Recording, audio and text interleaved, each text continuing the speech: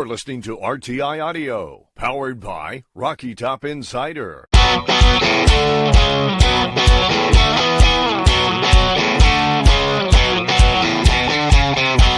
This is Pancakes and Bacon with VFL, Kyler Kerberson, and Reed Bacon.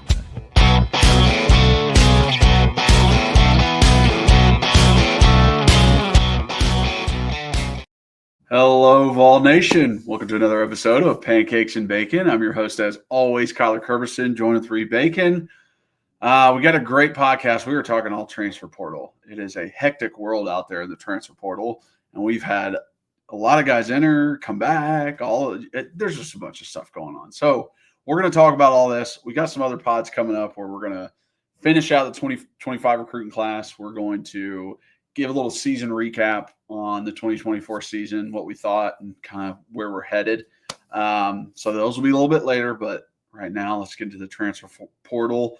If you guys are watching, please like, subscribe, hit that notification bell, leave a comment. If you're just listening, rate and review, and then make sure and follow us on all the social medias.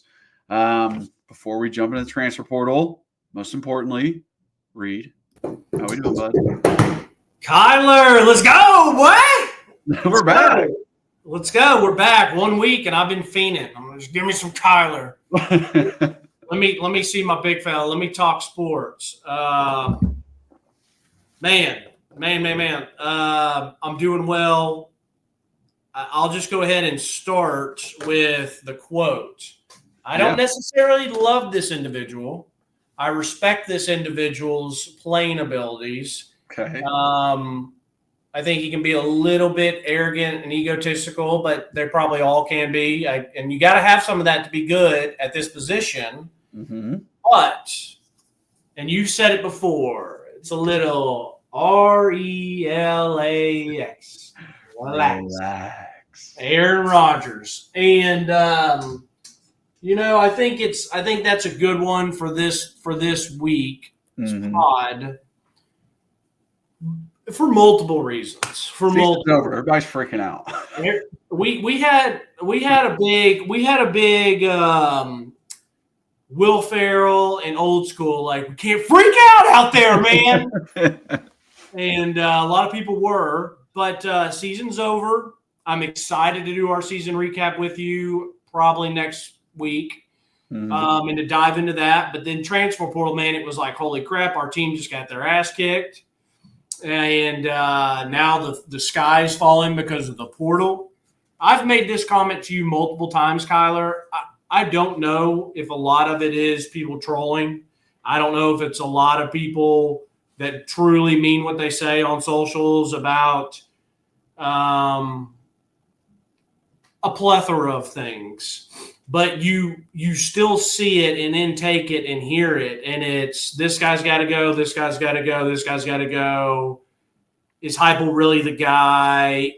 And this guy, meaning those coaches have got to go. These players have got to go. We got to do this. And then it's like I was going to say, because I didn't want it to sound confusing, is Heupel even the guy? Is he in all these different things? And, I'll give you some foreshadowing. I thought it was an awesome season. I really did. And so the portal stuff, I don't get worked up because of we ain't taking a snap of football for damn 8 or 9 months. I do not get paid to work in that building. It is not my concern. Am I a fan? Yes. Am I listening and trying to keep up with stuff that's going on? Absolutely. For sure. But I think the ultimate thing is I have trust in the coach. That is number one. That if you are second guessing any of this, if you're freaking out about any of this, it's because you do not trust the people that are behind it. And I hope people come to understand, because I don't think people are getting that. They're just kind of like, oh, the transfer portal, and they're not stopping to go, do I trust Josh Heupel? If you don't, then okay, yeah, go. And that's fine if you don't. I mean, if you don't, go ahead. You should be freaking out if you don't trust him. But if you trust him, you should have no weight on your shoulders. Yeah, and like, I'm not telling people. Like I said, my opinion. It's just me, and I don't want this to come off as if I'm like high and mighty or better than people or whatever else. But I do trust Coach Heupel, but then again, like I just got other stuff going on in my life right now that I can't be worrying about what an 18 or 19 or 20-year-old's doing. Is it a little annoying? And we're going to talk about all this, but like, is it a little annoying to have somebody like a Boo Carter where it feels like they're kind of holding Tennessee's feet to the fire? And there comes and I'm just using him as an example. We'll get into that whole situation. But like there gets to a point in time with me, and I am 33. I'm not 23 anymore. I'm not 25. I'm not 13 where I'm just I'm a diehard fan, but I'm not living and breathing by like, oh my gosh, he has to stay or go, because I am to the point, and you and I have talked about this multiple times, and you and I are the exact same way. It's like, if you're on our team, let's go. Like, let's go win this shit. I don't care what it is. And if you're not, see ya. Like, you ain't with us, you're against us. Like, it's as cliche as it sounds, but that's the truth. So if I got some of these guys that want to be here, awesome. I appreciate you. If you don't, see ya. And that's where my trust comes in to bring other people in. I know we're still in the open, so let me pause. I'm doing well. I do want to hear about you and your Christmas and how things are going for you and your New Year's. Yeah. Went well. Went home to Knoxville. Saw some fam. Got some good gifts. Got to relax. Favorite gift or favorite two gifts? Two or three. Two, no more than three. Oh my God. Favorite gift, favorite two gifts, favorite three, no more than three, just two, maybe. I didn't want it to be hard. If I say three in a row, do you want 1, 2, 3? Can you give me 4? Do you have 4? I don't want to do one because then you leave people out if they watch. That ADHD brain right there. That was fun to watch. Dang, let me think.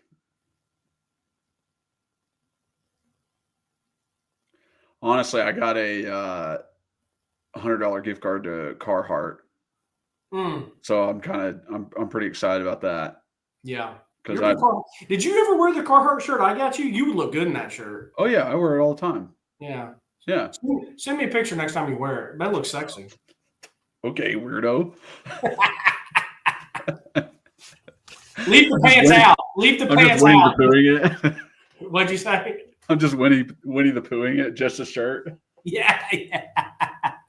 I'm gonna start calling it that. Winnie Pooh's a cute little fella. I'm gonna start calling it that.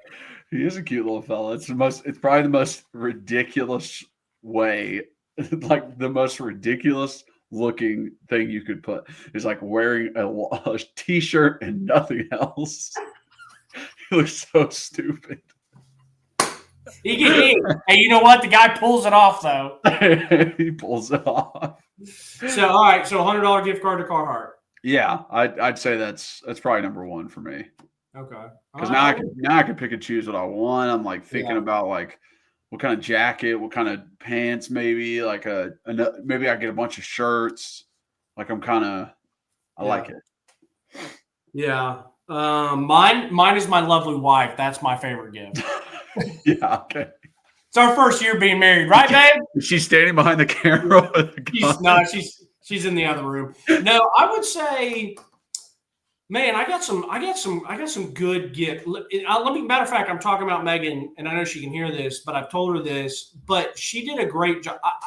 I like surprise. I love surprise. I'm very appreciative of surprises, but I also do put stuff on the list that, like, if I don't get it, I'm going to go buy it. So that's my way of saying, like, that's something I really want. Like, I'm going to end up getting it at some point.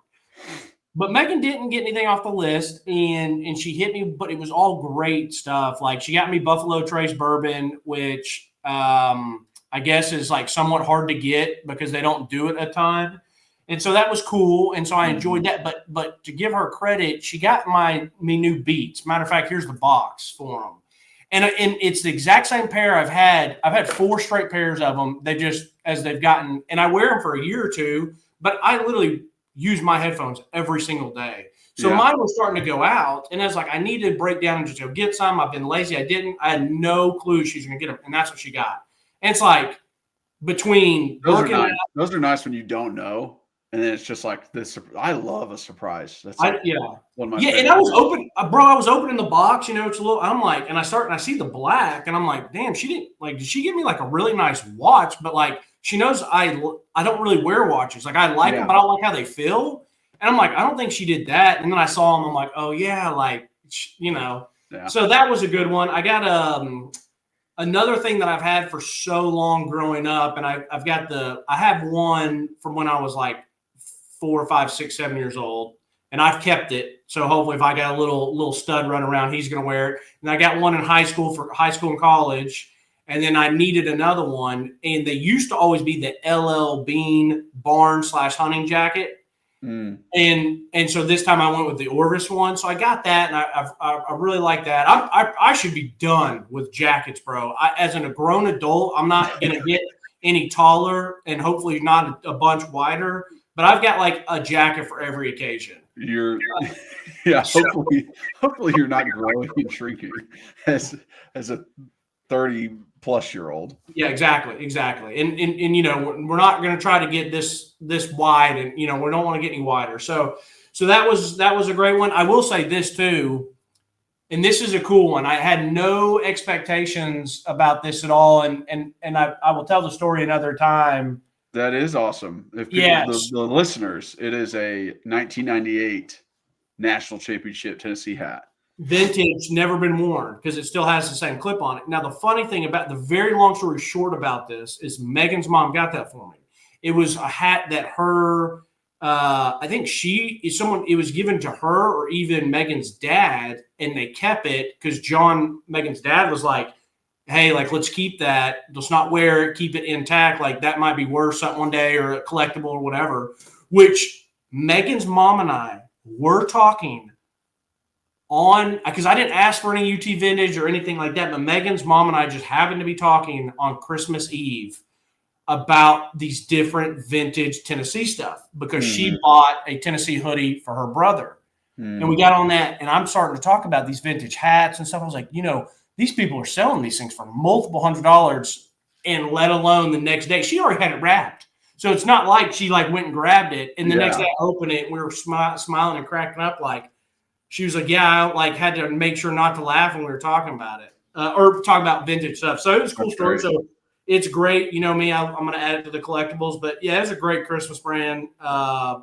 Blessed beyond belief. And so it's good. And then New Year's was great. I know you and I talked. New Year's, Megan and I just hung out at the house, made a nice dinner, didn't get out. I know you were asleep before 10. Yep. So. Yep. I'd rather sleep.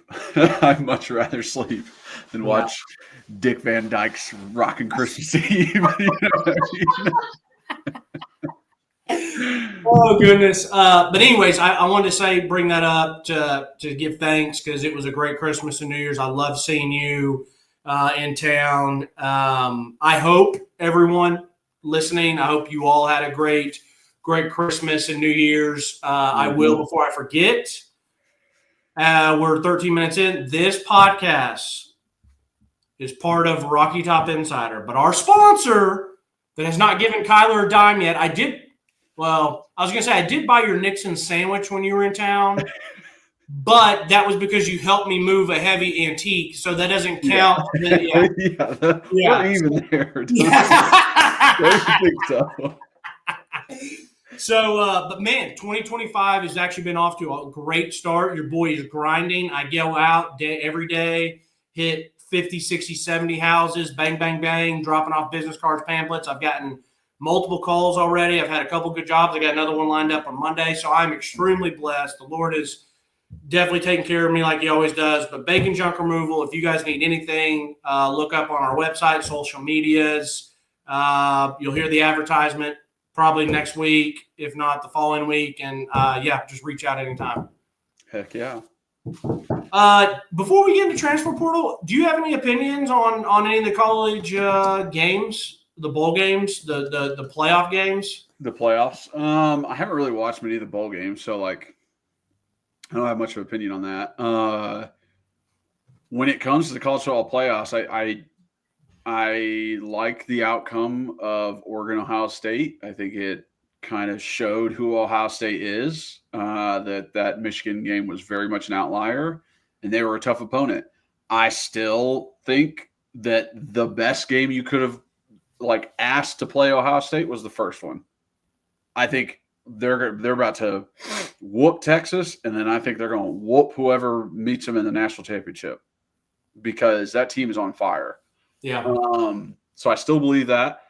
And then I look at it, I'm also like, is having 3 to 4 weeks off a bad thing for these teams? They're not in a rhythm like the other ones are. Did you not? I would chalk it up to like Penn State, for example. So when they get that game underneath them, it's versus the SMU, it's versus an inferior opponent, where it's almost the same thing as like when you start a season and you don't put the best team as your first game, you put a okay team, a ACC team, and you meet in Chick-fil-A Bowl. Yeah, you know what I mean. And then you get into your big time like neutral site or like home away versus a non-conference, or then you get into your conference game. It was like kind of like that for both Notre Dame and Penn State on that side, and also kind of Texas as well. It was like, hey, let's get this game underneath us. Let's feel this out. And then the other team's just sitting at home, just kind of practicing. That's all they're doing. So I wonder if that affects college athletes way more than it does NFL athletes, where these NFL guys are like, rest versus rust, bye week. So I am interested to kind of see how that goes, how these 4 teams remaining, like what ends up happening with everything. But maybe it's better to like get a game underneath your belt. But the whole part about it too is like you have injured guys. Like if say we win versus Ohio State, like I'm worried about Dylan Sampson. I'm worried about Squirrel White. I'm worried about like those guys that are like just injured. Like Squirrel was injured the entire year almost with different stuff. Like he had a dang knee wrap. He had a dang elbow brace. He had some stingers. Like that guy was going through it. I was about to. I didn't mean to kind of jump in and cut you off at the beginning, and then I'll let you keep going. But did I bring it up to you? Because I know Jack and I talked right before the playoffs started. Was like, "Yo, I'm not going to be surprised if there's some of this NFL number 1 seed playoff. Hey, this team was 14-2 or 14-3, 15-2." And then they lose their first one at home. And I just know it as a Titans fan. We did it a couple of years ago when we lost to the Bengals. Did it when I was in high school. We had the number 1 seed. And it's like the Ravens got hot, or the Ravens played. They got a win under the belt. They're clicking. They're in their routine. And the Titans have been sitting there. And I thought, I don't remember if I had that conversation with you and Jack or just Jack, but I was like, I'm not going to be surprised. And then there's going to be some discussions moving forward. And then it happened that all 4 of the bye teams lost. Yeah, it's wild. And it is. So I'll be interested to see how that goes moving forward. And truly, I don't know what your opinion is. I think that's probably just a coach by coach. Some coaches probably want to keep playing, and other coaches, depending on how the health of your team, it's like, no, like our team is completely different a week if we get an extra week of rest because of lingering issues and stuff like that. So, and depending on like when your bye week was during the year and like that kind of stuff. I also think they're gonna tinker with the whole setup of the playoff. They're gonna continue to like figure out what the best way is to do it. And I honestly think that like those top seeds. Like, I think if I'm a top seed, like I would much rather have a home game over a bye. Like, I feel like it means more. It helps me more to have a home game and not a neutral site game, because like, imagine if Arizona State was playing at home versus Texas, like that might feel a little different. Those teams that the Boise States, imagine if we were on that blue turf. I think that's I think that's a more competitive game. So it's like, what's more of an advantage that you want as like a number 1 seed? Do you want a bye week or do you want home games? Yeah. Like I would want home games more.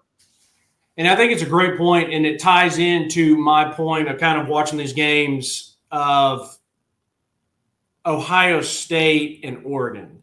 Mm-hmm. And I did not go into that game. I thought it would be a pretty good game. I really, really did. I thought it'd be a pretty good game. I thought Ohio State would probably win. Hard to beat a good team twice. Plus, this team is clicking.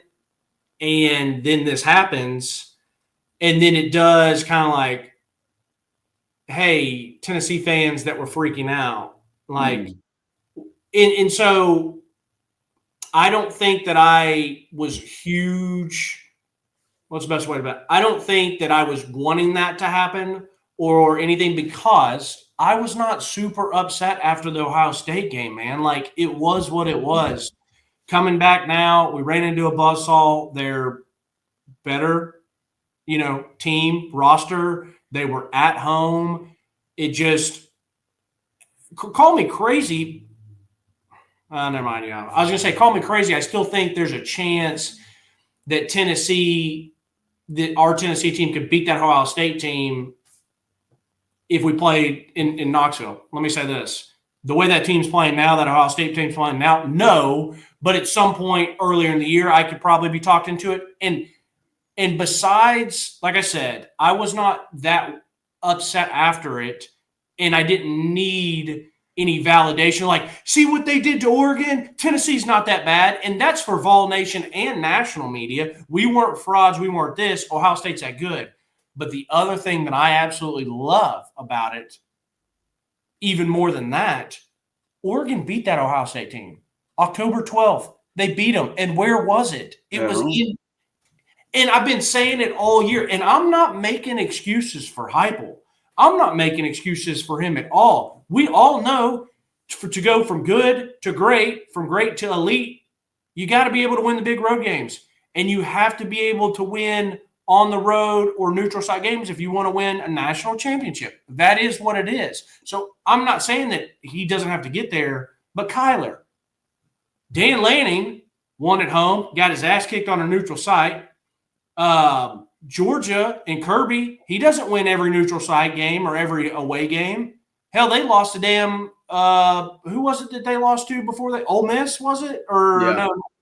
Yeah. It's like, so everyone's like, oh, Heupel can't win the big one or Heupel can't win on the road. It's like, yeah, guys, there's a lot of really good programs and a lot of really good coaches that can't win them on the road. It's tough. It's more difficult. Look, let me say this. That can't win them on a road consistently where they're always knocking down. And it's like, bro, Nick Saban ain't here anymore. He was the GOAT. Like, yeah, I know he can do it, but Kirby Smart, James Franklin, Ryan Day, Marcus Freeman, guys, like, it is extremely difficult to win on the road in college football. And that was my biggest thing about Oregon, because we had that. We had that game October 12th, and see what happened. You got a team that's clicking and is extremely white hot right now, and you were playing on a neutral site. That shit matters tremendously. Also, I don't think people like really pay attention to this, but as much as they should, but the best player on our team could not play to his full potential. I agree. The best player on our team got injured on the last play of the game versus Vanderbilt. We saw it. Nobody mentioned anything. Nobody said anything while they're preparing because they didn't want to give Ohio State any kind of advantage. But I remember watching that play going, that didn't look good. He's grabbing his hamstring. And then you watch him out there and you're like, he's not really moving the same. And then you got a lot of Deshaun Bishop and a lot of Peyton Lewis playing. And you're like, why aren't they running the ball versus 5-man boxes with Dylan? And like, that didn't really make sense. That guy was injured. Dylan was injured. That makes a big difference. You're talking to a Tennessee fan and a guy that, like, I think because I feel like we still lose that game, even if Dylan's really healthy. Yeah. But your point is absolutely, like, our best player, definitely our best offense player, arguably our best player, it can't go. And that, so I hear you, because you're talking like I'm not thinking about that when we got our ass beat, like just now in general. I talk to someone 3 days from now and they're like, yeah, we got our ass beat from Ohio State. I'm not sitting here thinking about, and you know what, we didn't have Dylan Sampson. I'm sitting there thinking like, yeah, it was a night environment. They were ready to go. The Michigan loss was the worst thing that could have happened for Tennessee and everyone else now. I'm thinking about what happened with Oregon, and that's what I'm moving on. I'm not thinking about Dylan Sampson. So it's a good point. It's a good point. No, I mean, it's like it's kind of lost in everybody's memory. Yeah. Because he did have a few plays, but it's like, guys, he was not 100%, not even close. Yeah. And another part, and it kind of goes to your point of like, it's very difficult for coaches to win in neutral sites, to win on the road. The 4 remaining teams and their coaches, there is not a coach left that has won a national championship before. So a coach will be a first-time national championship winner this season. So it's one of those things where you're like, oh, this isn't the normal playoff where you have the same teams in there, the same coaches in there, and Nick Saban is always there, and Dabo's always there, and now Kirby's always there. Now it's like, hey, we're fresh, we're open. Like now's a new opportunity for coaches to come into this. I like that. Always gives me faith, hope, moving forward. Of like we're seeing parity, we're seeing change. It's not the same old guard. Yeah, I mean, it stinks for me as a college football fan because like I don't like Notre Dame, I don't like Ohio State, I don't like Penn State, and I used not to like Texas, but I pull for Texas now because of Bailey. And my thing is, though, is it is easier to swallow the pill when they go and beat teams that I think are pretty good. Now, Georgia's not what they have been. We've known that. But, like, Notre Dame beat them. So, yeah, I was pissed when Notre Dame gets in because they lose at home to Northern Iowa, and they were basically 30-point favorites. You can't lose that game. And, of course, the media brought them back in. But, so far they've handled who they've handled. So, maybe they do deserve to be there. I still think their scheduling's BS and the conference stuff's BS. Sure. And if they had to play multiple other quality, seven or 8 win team, go ahead. I also think that like Georgia fans, like I have a guy that I work with pretty closely that is a Georgia fan, and like I remember talking before the game started, like the day before, and he was like, like Gunner, like. He's a good player. Like I think we might have a better chance with him and over Carson Beck. And like I understood where he's coming from because Carson Beck has been kind of frustrating this year. But then the game happened, and I come back and I'm like, yeah, man, like Gunner was not ready. Like he's thrown into the fire. It's difficult for him. He couldn't win you the game. And the Georgia fan is like, yeah, but that penalty by the guy on the sideline and then, the fumble that we were down in the red zone. And like, I'm like, dude, do you not realize that like it was still a game? Like you still weren't able to do anything offensively when you're down 10 points. You're not able to do anything offensively down 17 points because they don't trust your quarterback. They don't think he can throw the ball around. Like, it's like that. That is what happened. If Carson Beck was in that game, Georgia would have 5 wide. Let's throw the damn ball. If he was in that game after they took the kick return back and there's legit 2 more quarters of football to play, Georgia's thrown it all over the yard. That's not what happened. I think it's a great point to be brought up because the media Kirby quickly, which Kirby had to. Like, Kirby's got to get this guy juiced up, fired up. His team bought in. He's got to pump it as much as he can. But everyone was just like, yeah, like, Gunner's going to be good. Gunner's going to be this. Gunner's going to be that. If Gunner was good, he would have been playing all year. And I'm not defending Carson Beck and saying Carson Beck's incredible. I'm not saying he's terrible. When I watched him, he carved us up and played a pretty darn good game against us. So it's like, yeah, guys, like people can try to spin stuff, but they went in there with their backup quarterback. He was their backup for a reason. So I think that's a great point. Anyways, which now that makes me mad because I'm like, you know what, Notre Dame, they didn't have to play Georgia at full strength, but screw Georgia. I'm so sick of Georgia, but it's just funny because now it's all these teams I dislike. I but it doesn't really matter because I told someone this today. I don't like Ohio State because I feel like they can be overrated. Except for Ohio State is the team in my lifetime that they have had some really, really, really good football teams. And when they go out there and they blast people and they win the national championship, I can tip my hat to them. But what frustrates me is then the next year and the next year and the next year for a 2 to 4, maybe even 5-year stint, I'm trying to be – someone's telling me that Ohio State is that good again, and then you look up and they lose to Purdue and Michigan and one other team, and they're a 3-loss team. It's like they didn't deserve to be 1, 2, or 3, or 4 all year, and you pump that, the media pump that. So that's where my frustration and lameness with Ohio State gets. Like I'll at least, like I said, give them credit. Like when they're right, they're nasty and right. I think you could put that on all 4 of the teams that are left. I agree, I agree, and it's not necessarily these teams. I agree completely. I don't think it's necessarily these teams' fault that they just get so much pub. Notre Dame's been around since like the 1500s. I'm joking, but they've been around forever, so they have a cult following. They were the only televised game for 40 years. Exactly. So, but then again, like Penn State's never done it for me. Maybe this is year they do break in. I got to tip a cap to them. Notre Dame's been there, but when they've gotten chances, they've gotten mollywopped. And, no one is ever going to change my mind that week in and week out, the SEC is the best.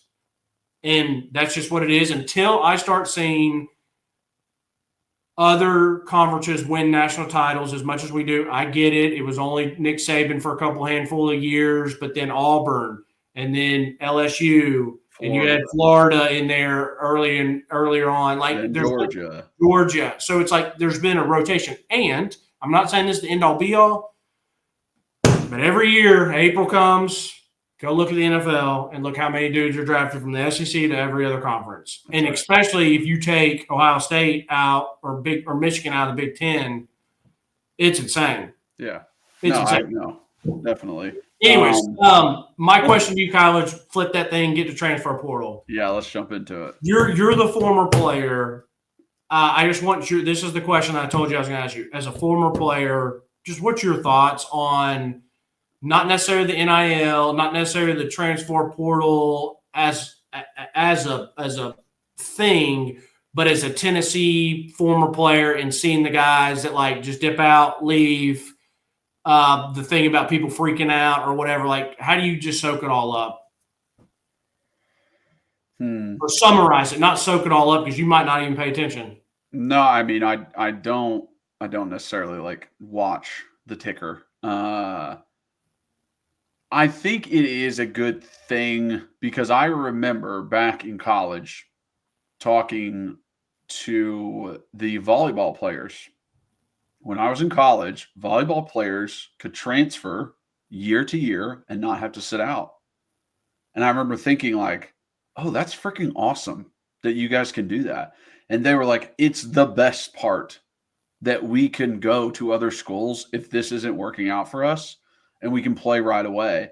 And I was like, yeah, man, they make you sit out a year in football. Like you can't do that. You do not have the freedom. So overall, I think it is a good thing for the athletes. And I think when you really look at it and when you look at like, okay, let me look at the full picture and why and like what this looks like and what would be the reasoning behind guys transferring. I mean, it's just dudes want to fucking play. They want to play. They want to start. They want to play football. Okay. If you're not getting that opportunity and you know that like, hey, I can be as good as this guy who is getting the opportunity, then you have to say to yourself, I got to go somewhere else.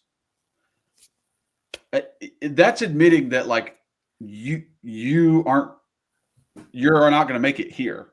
I got to go somewhere else to make it. And like this transfer portal, I love for guys like Cam Seldon to go and prove something somewhere else.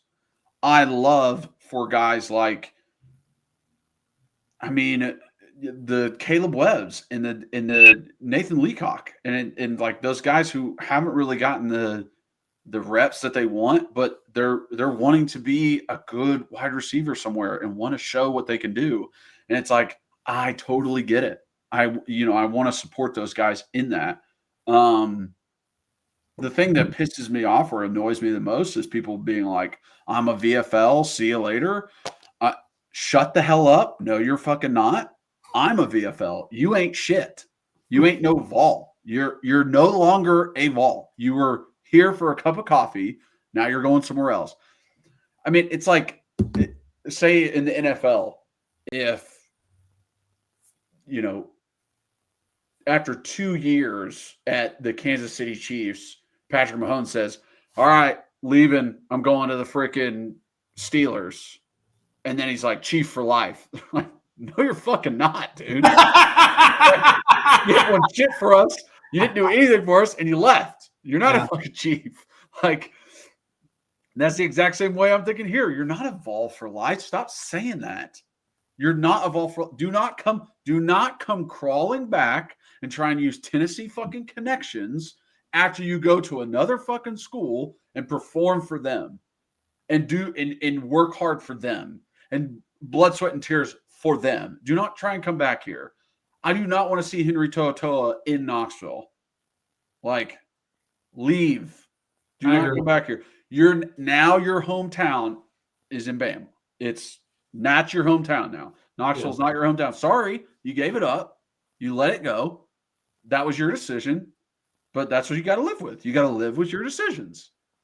Yeah, and it's like Dante Thornton. He can be a Vol for life because he finished here. He was here for 2 years. You know what I mean? Like, it's up to Oregon and those fans to decide what they want to decide. Brew McCoy, he's a Vol for life in my opinion. He was here. He gave it all. Like, USC is going to have to decide how they want to handle stuff like that. But and I get and someone else had a really funny thing talking about how these guys put out all these things, these long soliloquies on Twitter and saying all this stuff. It's like, bro, just like say you're in the transfer portal and dip out. Like, you don't have to do all this stuff, but that's fine. That's fine. I think my other favorite. You go to the bottom of the page and then went up, and then it was like, okay, what are they announcing? Like, I don't give a shit about 3/4 of the page. Like, are you announcing draft or transfer portal? I need to know. Yeah, that's it. That's it. And the other thing is too, no offense, I'm not trying to be a hater or anything like that. I genuinely do want people to succeed in life. Now, unless I think they're a crappy, bad person, then I'm like, yeah, if they get what's coming to them, then maybe I would smirk a little bit. But, I want these young men to do well. So, like, I see John Campbell put out that he's going to the league, and it's a long post. And I'm just like, congrats, dude. Like, go give it your all, try your best. Do I think he makes it? No, I don't think he's going to be good enough. But my thing is, like, my point to that is he can say all of his thanks and stuff, but, like, you don't have to say you're declaring, like, we know you're going to try. Like, you don't have any more time left. You don't have any eligibility left. So the guys that don't have an eligibility, just, like, put out a nice message like Dane Davis's. Like, hey, I appreciate it. Thanks for everything. Like, John Campbell can say that. And I think it was Spraggins I saw. He was like, I would appreciate your continued support as I try to achieve something else. Hey, I'm all there supporting you, but, like, you don't have to tell me you're declaring for the draft. Like, I know you're declaring for the draft. Like, you're not going to not try to go play and be like, you know what? I think I'm just going to go start selling insurance. Declaring for the business world. Yeah. So I just think that stuff's kind of funny. Okay. Kyler, I'm going to sit here. I'm going to read something off to you. Are you ready? Okay. So these are the transfers that are outgoing. We have 18 of them.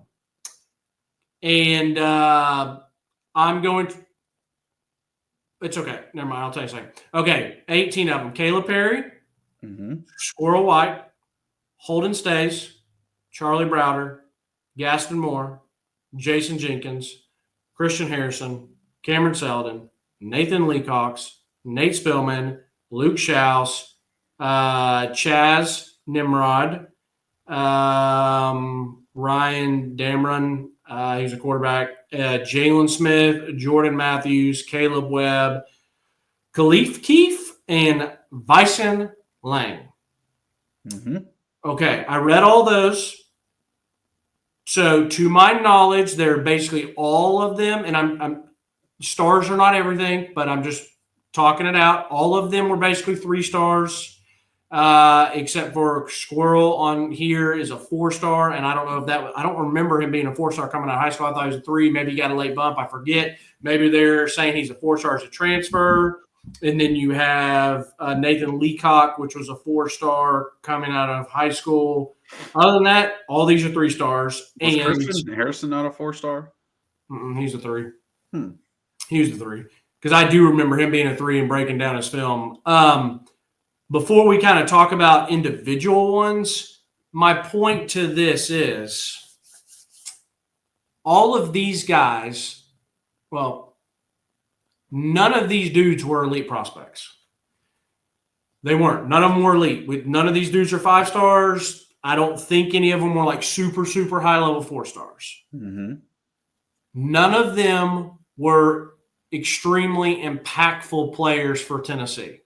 Obviously, the one that got the most run would have been a Squirrel White. And then you had Caleb Perry, Jalen Smith, and Holden Stays that played a considerable amount. Christian Harrison played a considerable amount, and then some of these dudes didn't play at all. And I think it ties in to what you said perfectly and where the transfer portal has taken college football now. It's either you're a blue star, blue chip player, not a recruit, but you end up becoming a star starter blue chip player. Mm-hmm. You're probably not going to leave. You know why? Because your school is going to do everything they can to keep you and pay for you. So if you're already at a top 15 program, you're probably not leaving. Probably. I'm talking in probabilities, more than likely than not. Now, obviously, if a Kyler Kerberson had gone to a Duke, he had done really good. They can't pay and keep you like a Tennessee could.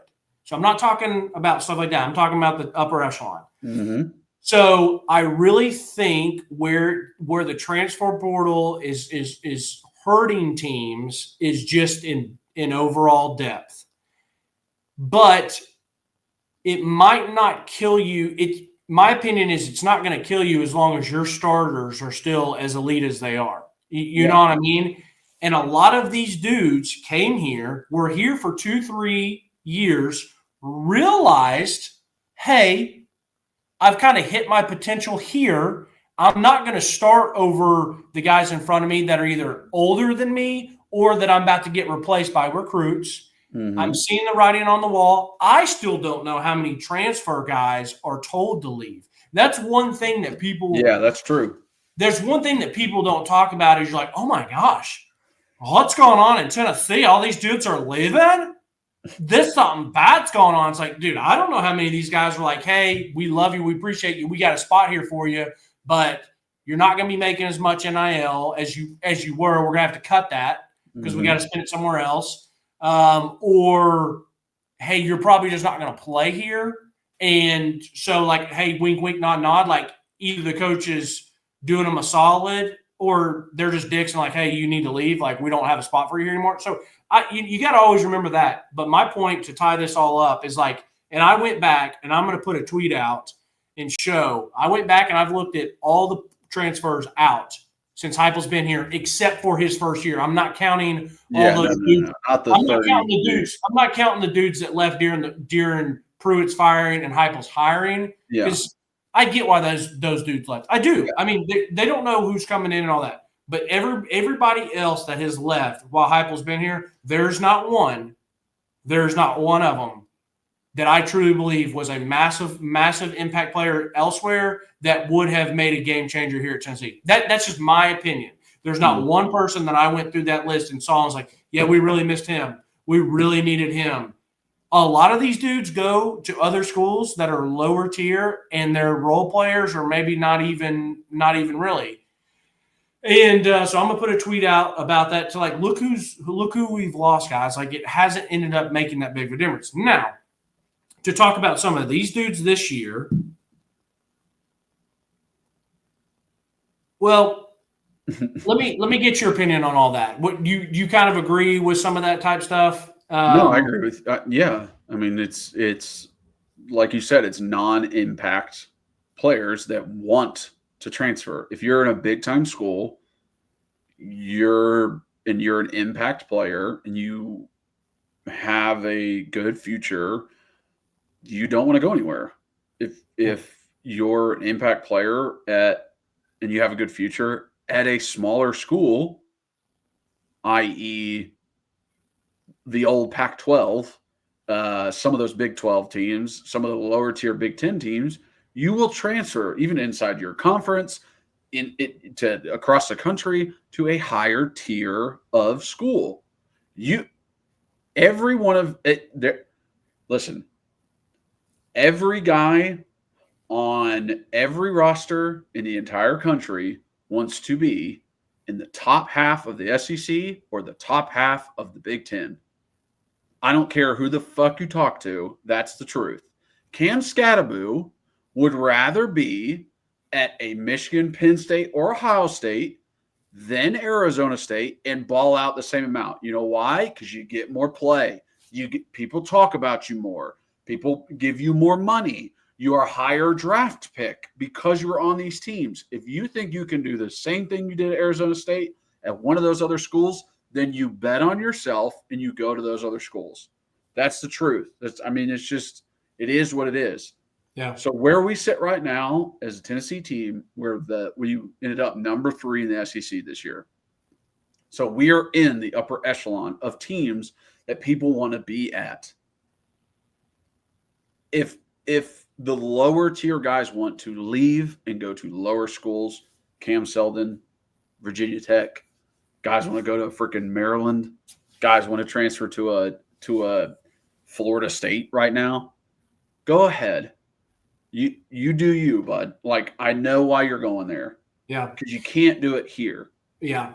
Yeah. And that's my biggest thing is if people want to talk about there's a culture problem, there's an issue, these guys seeing the writing on the wall, all the receivers are leaving because they don't like the coach or they don't like the offense.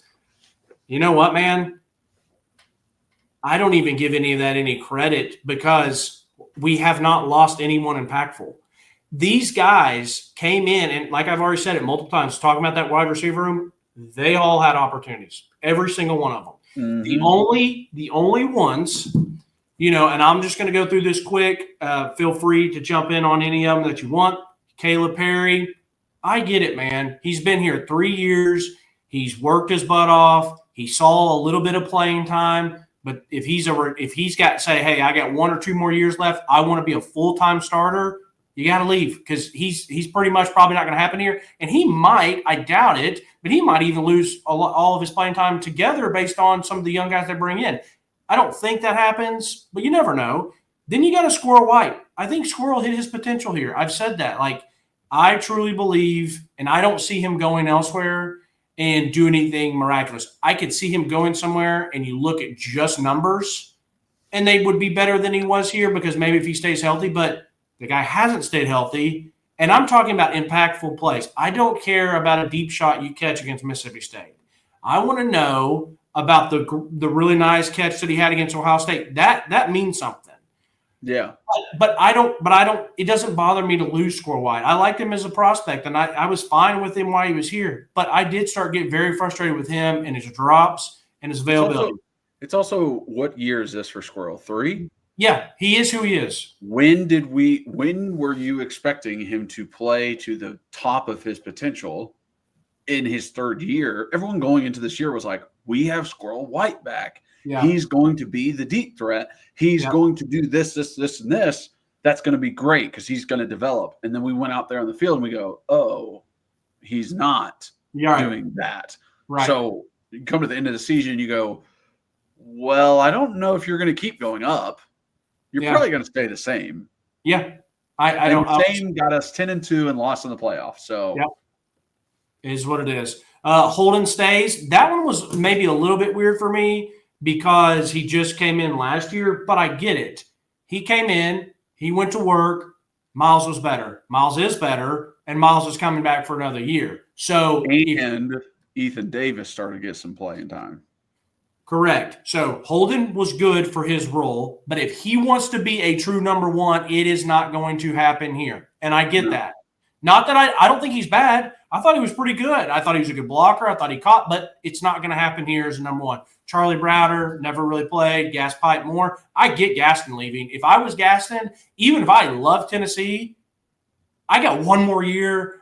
If I'm Gaston, I might go down in another league. Like, let me just chuck this mug all over and have fun for another year, and then I'll come back to UT and be a coach. Yes, dude. I mean, I might go to a freaking junior college just so I can light it up. Like, he hasn't played football in years. He hasn't got to play games in years. Yeah.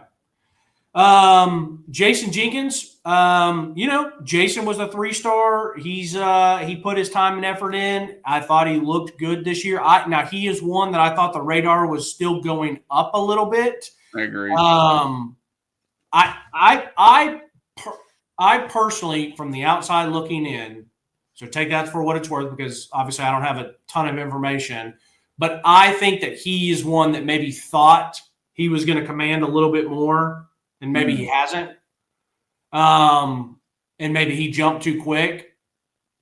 Because I do see him getting play next year. And I see that trajectory. And the thing about D-line is we talk about all the time, like, you're a rotation piece, bro. So who cares if you get 70 snaps when you could get 40 or 50 when you're fresh?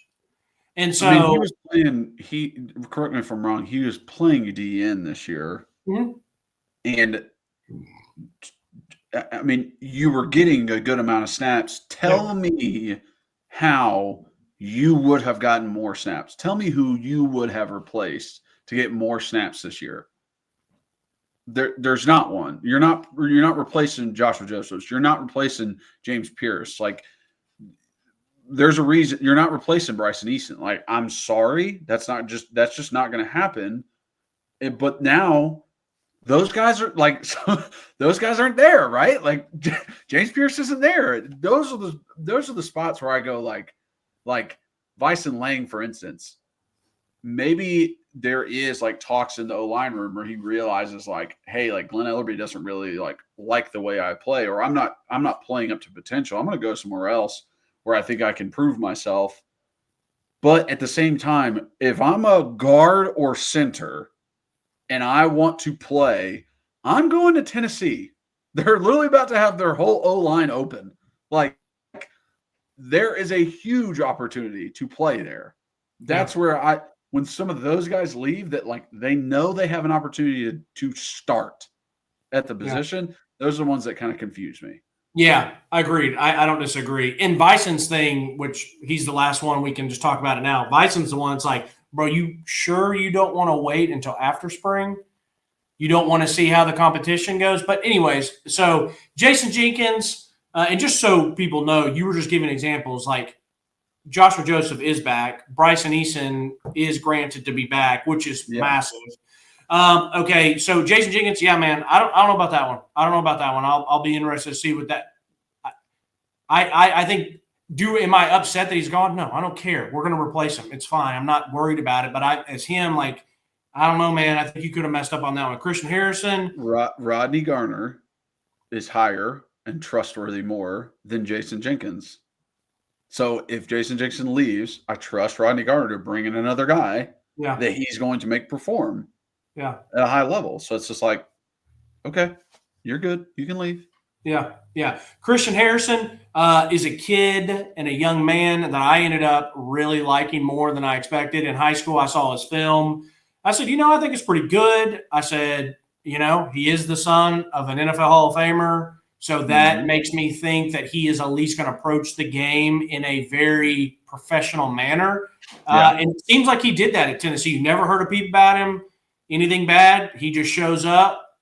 He's freshman. You don't really hear much about him because he's working his way up. Then he's on special teams, and then boom, he plays this year. And I thought he was pretty damn good. Like, there was multiple times that I thought that he was as good in spots as Boo Carter. And I know that everyone loves Boo, and everyone's always loved Boo because he's a local kid. The name's cool, and he is electrifying with the ball in his hands. But like, he plays DB, and it's like, to me, Kyler, I didn't watch each snap that they played, and really, really broke down each of them. Now, I did watch him break down every game. There wasn't a huge difference for me when Christian Harrison and Boo was in there.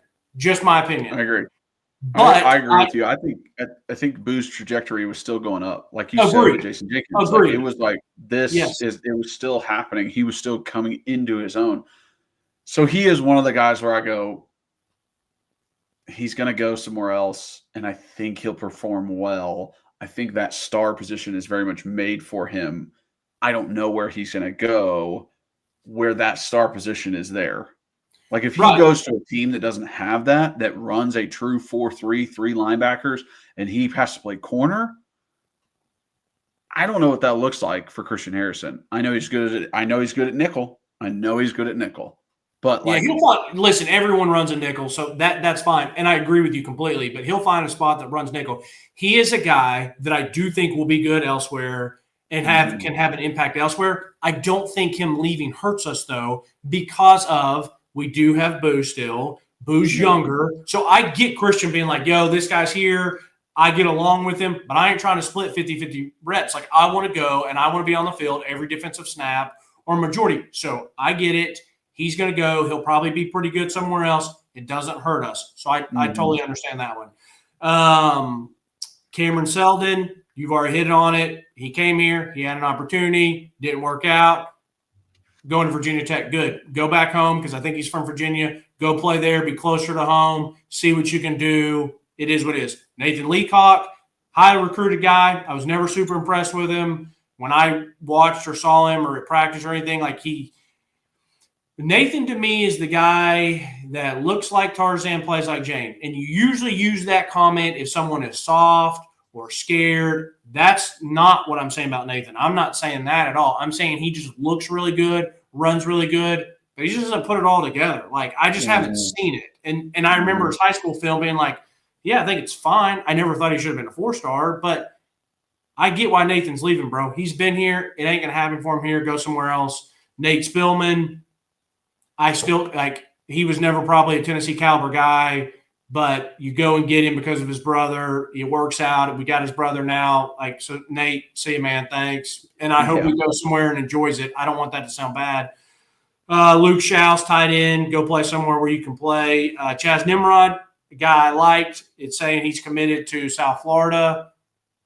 Go to South Florida. Go somewhere where you can play. You had your opportunities here. You didn't make the most of them. So go and be a Bull with isn't that where Golish is? Yep, exactly. Yeah, it's a perfect setup for him. He's probably recruited by Golish. He talked to him a lot. The offense was all about, hey, you're going to perform well here. So he's probably like, yeah, let me go to somewhere I know. And I understand it, dude. Like I get like there's a part of me, if I'm a Chaz Nimrod, maybe a Caleb Webb, that like I still want to bet on myself. And you got all these young dudes like you're telling me, Chaz, you're telling me, Caleb, that you can't beat out a Braylon Staley or a Mike Matthews. Mm-hmm. So whatever, if you don't think you can, like, see ya. But I'm just saying, if I was them, like, I know my confidence level, like, yo, I'm going to get some run, but I get it. Go play, get on the field, go down there where you're comfortable. Jalen Smith, I didn't understand it when it happened, but he's going to Mississippi State. And this is one where I feel like Mississippi State watched. They said, this guy rotates. I think we can go offer him full-time playing time, tell him he's going to be basically our number one. Let's pay him some money that's probably equivalent to what he's making at Tennessee, because Tennessee can't pay him, or they shouldn't pay a rotation backup linebacker a lot of money. So just throwing out random numbers. We were told a couple of years ago, this is probably 4 years ago now, that if you were just an average starter at Tennessee, you're making $35,000 to $40,000 to $50,000. That's what I was told by someone who would have direct knowledge to it. So let's just use this for example. Jalen Smith's making $30,000 or $40,000, $50,000 a year. Mississippi State comes and says, hey, man, you're going to be our number one or number two. You're always going to be on the field, and we'll pay you $65,000. See ya. Yeah. Give more play time and more money? Yeah, see ya. Exactly. So I understand it. I think he'll be fine at Mississippi State. But once again, Mississippi State and Tennessee, we're not on the same level. So he'll go there, go 6-6, whatever the case may be. Jordan Matthews is obviously a guy I loved coming out of high school. and never worked here. This is another one where I feel like Vandy sees this kid, knows him, watches him, goes up to him at the end of the year and be like, hey, we're going to be reaching out to you when our season ends, because they know he's not going to start at Tennessee, and he could probably start there and be pretty good. Once again, Tennessee and Vandy, we're not on the same level. So come here, make some money, and then you continue on to finish up with Caleb Webb. Khalif is the perfect example. Not good enough here. Go to Appy State, play. Caleb Webb, you had your opportunity here. Go to Maryland, and they're not as good as Tennessee, so see you later. That's all of them. We're going to wrap this up real quick with my opinion or my questions to you. Mm-hmm. Does it bother you about the Boo Carter stuff of that it was public, and having to kind of earn him back? And then what was your thoughts on the Mike Matthews? I want to hear your thoughts. I'll close with mine real quick, and then we'll be done. Yeah, I think guys have the right to say, hey, you're worth as much as someone is willing to pay for you. I mean, that's what happens in the NFL. Guys do the same thing. Or like, hey, are you willing to pay me more? Like, I want to be paid. I have a belief in my skill set that if I play somewhere else and people see my play, they will go, yeah, I'm going to let you play and I'm going to pay you this and I'm going to make it. Those are Mike Matthews and Boo Carter are good enough players.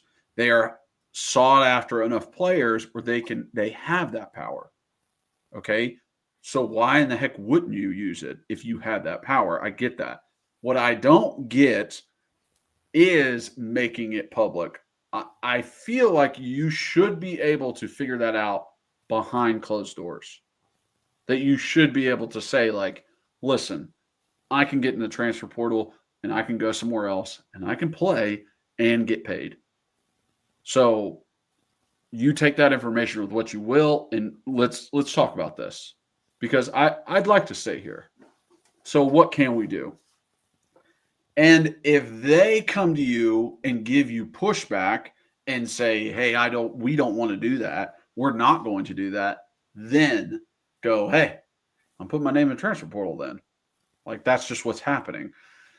To start the conversation by doing that feels a little bit like I'm kind of, a whiny baby about it, and I'm not like man enough to tell you to your face.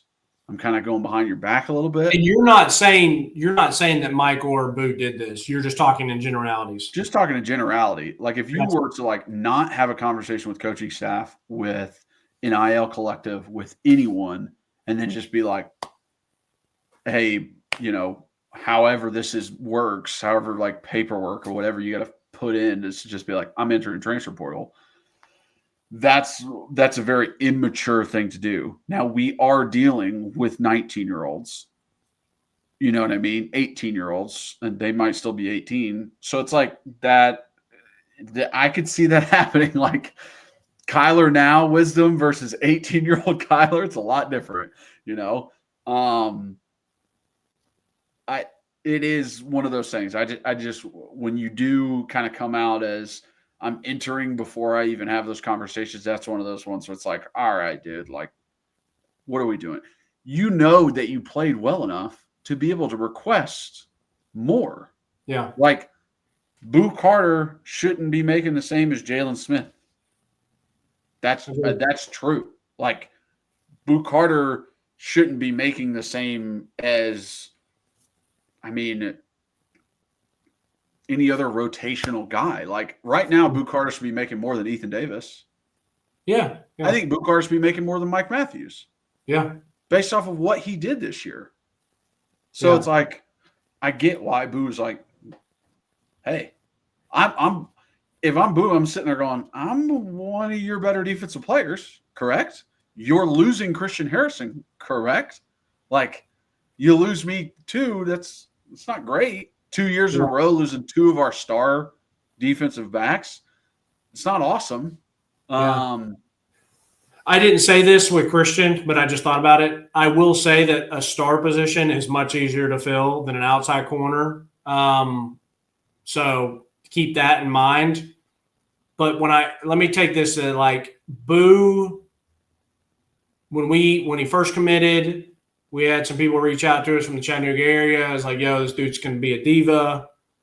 Mm-hmm. Then you see he's been to multiple high schools, and you know that he loves the social media, and you love all that, and all that's fine. But then he got here, and he's been better than I expected. He's been good on defense. He's made plays. I like his feistiness. I don't think he known from high school that Boo wants the ball in his hands. Yeah, and there's no issues really that he's had. I know he went live real quick, and Hype was like, hey, cut that thing off, and kept it moving.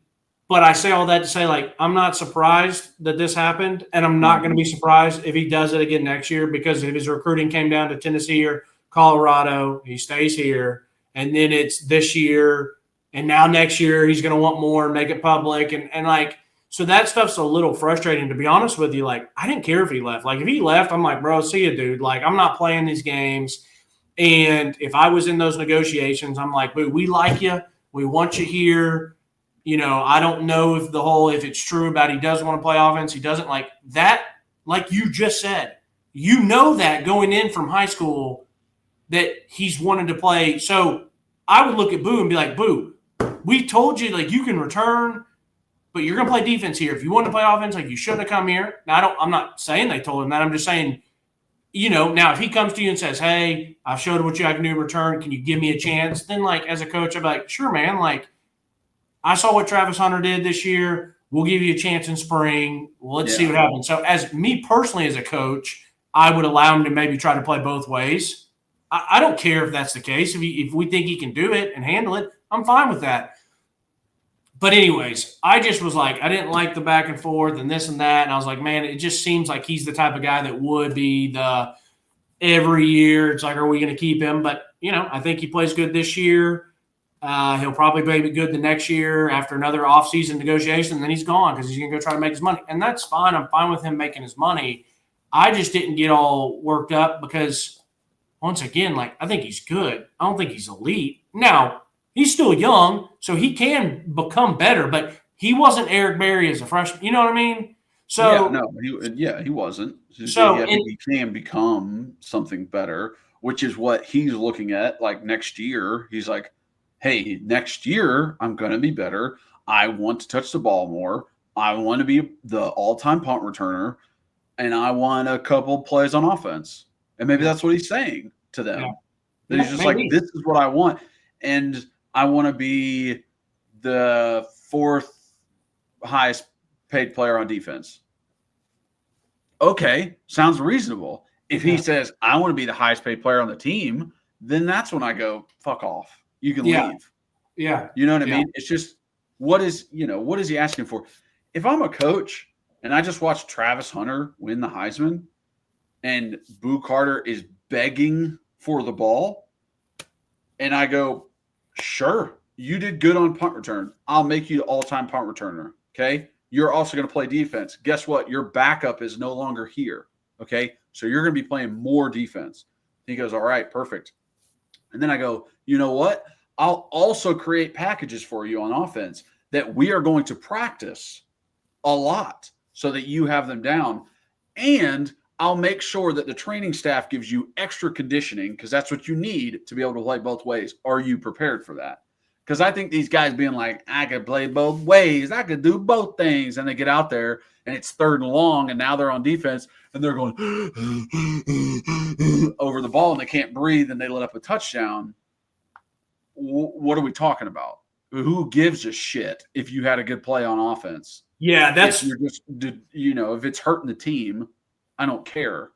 I mean, that's why I know there's an argument between Ashton Genty and Travis Hunter, and I don't like Colorado and all the nonsense that come with it, but like what I saw and what I watched, Travis Hunter is a nasty athlete.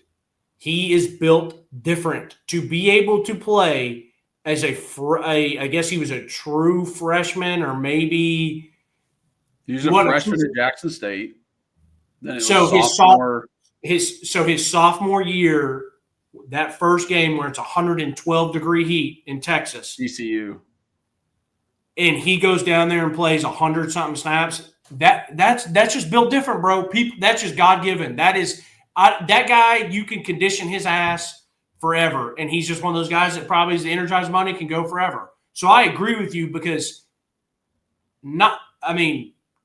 I hate doing these comparisons because it sounds terrible, but only thing I can think about as a personal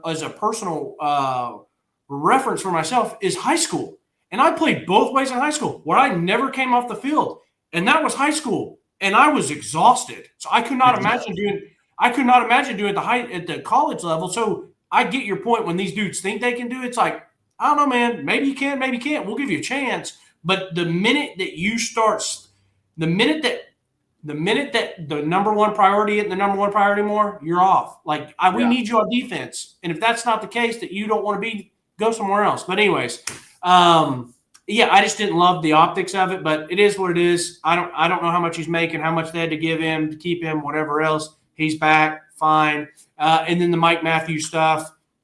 Once again, if he had left, I'd be like, all right, see, man, like, it's fine. He's here. I'm like, okay, great, cool. We'll see what happens, because I trust Heupel to find people to play at receiver. And Mike had a whole year to get on the field. I don't know if it's a Mike, if it's people in front of him, if it's some of the coaching, whatever else. It's hard for me to believe that he was doing everything perfect and correct, and then it just didn't pan out. And some people say, well, guys, there's gamers. You know, Butch didn't start Josh Dobbs. Heupel didn't start Hendon Hooker. I get all those things, but I'm just saying, like, Mike didn't give me a personal reason to freak out if he left or not. I'm happy he's back. Absolutely. Like, I'm excited to see, because I'm excited to see him take a big step. I know it's difficult as 5 stars. You're expected to come in and start right away, but don't forget, there's really, really good players that come in and buy their time and then pop off. And so, you know, I don't know what your thoughts are, Mike. No, I'm there with you. There's a reason why he wasn't starting. There's a reason why he didn't get as much playing time as he did. I don't know what that reason is. But now Brew McCoy's gone. Now Squirrel's gone. Now Dante Thornton's it's like, here's your chance. You're gonna get first team reps starting in spring. Are you going to lose your first team reps by performing bad, not running the correct routes, and running 10-yard hitches instead of 12-yard hitches? But if you keep your first string reps, good for you. Yeah. I'm happy for you. We didn't talk Wendell Moe. We will talk about him. We can talk about him when we talk about any other recruits that we get, and just kind of do a film breakdown of those. Good pod, man. It was good to be back. I was excited to talk and chat. Heck yeah, brother. See you, my dude. See ya. Thank you guys so much for watching and listening. If you are watching, please like, subscribe, hit that notification bell. If you're just listening, rate, review, download, re-download. It helps us with our numbers. Also, follow us on social media at Pancakes and Bacon for our main account on Twitter, at Pancakes and Bacon _RTI on Instagram. You can follow Reed on Twitter at rbacon26. You can follow myself on all social medias at Kyler Kerberson. So check me out there. And thank you guys for being the best fans in the world. Really appreciate you. And as always, go Vols.